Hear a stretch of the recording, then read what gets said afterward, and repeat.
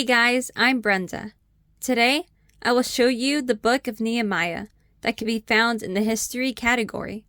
We have our arts and crafts videos. The link to our channel in Spanish can be found in the description. This story can be found in Nehemiah chapters 1 and 2. Let's listen to the story.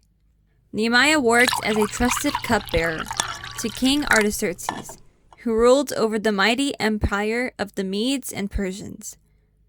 Nehemiah was a Jew living in Susa. Many years before, the Jews had been taken as captives by the Babylonians. When the Medes and Persians then defeated the Babylonians, many Jews, like Nehemiah, resettled in this new empire. Some Jews had returned to Jerusalem and rebuilt the temple.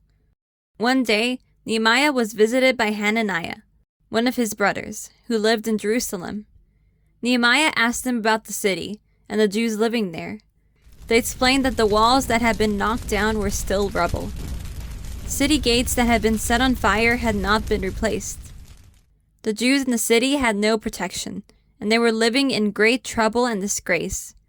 When Nehemiah heard these things, he sat down and wept. For several days he mourned, fasted, and prayed. He confessed his sins and the sin of his people. He knew that God had promised that if his people turned back to him and obeyed him, then God would return them to their land. Nehemiah asked God for an opportunity to speak to the king about the situation. Sometime later, Nehemiah was serving wine to the king when the king asked, "Why do you look so sad?" "May the king live forever," replied Nehemiah. "Why should my face not look sad when Jerusalem lies in ruins and its gates have been destroyed by fire? What is it you want?" asked the king. The king gave Nehemiah all he asked for, including royal letters of safe conduct and an armed escort. He was also given permission to take timber from the royal park to build new city gates. Nehemiah set off on the long journey to Jerusalem. When he finally arrived, he rested for 3 days and didn't tell anyone about his plans to rebuild the city walls.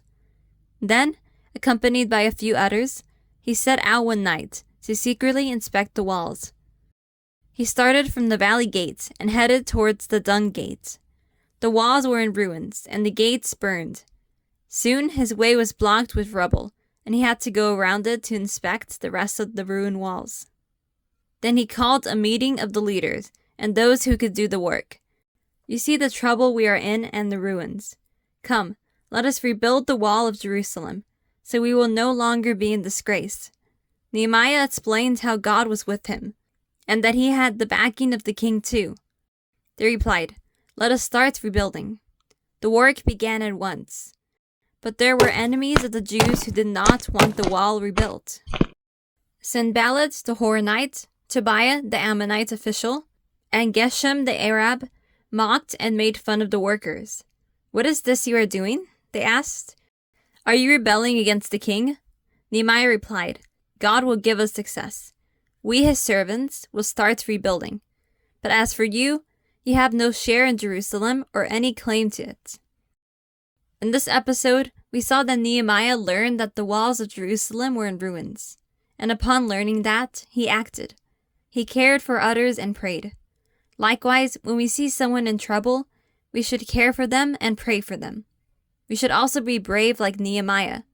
When we face difficulties, we should trust God and not be afraid to ask for help or accept a challenge. Likewise, just like Nehemiah who wanted to rebuild the walls, we can work together with others to solve problems and do good things. With faith, prayer, and hard work, we can overcome challenges and make a difference. And remember, God loves you very much. Thanks for watching, and please don't forget to check our videos, like, and subscribe. We'll see you next time.